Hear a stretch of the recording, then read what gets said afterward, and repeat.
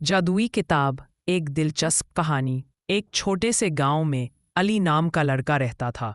उसे किताबें पढ़ने का बहुत शौक था, लेकिन गांव की छोटी सी लाइब्रेरी में हमेशा वही पुरानी किताबें होती।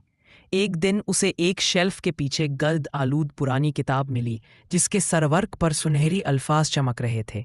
ये किताब सिर्फ बहादुरों के लिए है। अली ने जैसे ही किताब खोली, एक जोर की रोशनी चमकी और वो अचानक एक नए जादुई जंगल में पहुंच गया। वहां दरख्त बातें करते थे, परिंदे शायरी सुनाते थे और रास्ते खुद बदलते थे। जंगल के बीचों बीच अली की मुलाकात एक नन्हे मगर बोलने वाले लोमड़ी से हुई। लोमड़ी ने कहा, अगर तुम वापस घर जाना चाहते हो तो तुम्हें 3 सवालों का जवाब देना होगा। ठीक है। पहला सवाल, सबसे ताकतवर कौन है? वो जो दूसरों को माफ कर दे। लोमड़ी मुस्कुरा दी। ठीक है। दूसरा सवाल, दुनिया की सबसे कीमती चीज क्या है?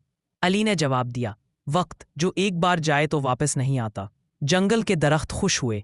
तीसरा सवाल, बहादुरी क्या है? अली ने कहा, खौफ के बावजूद सही फैसला करना। लोमड़ी ने तालियां बजाईं और पूरा जंगल रोशन हो गया। ठीक है।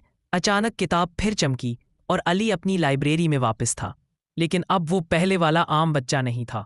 उसने जिंदगी के 3 बड़े राज सीख लिए थे।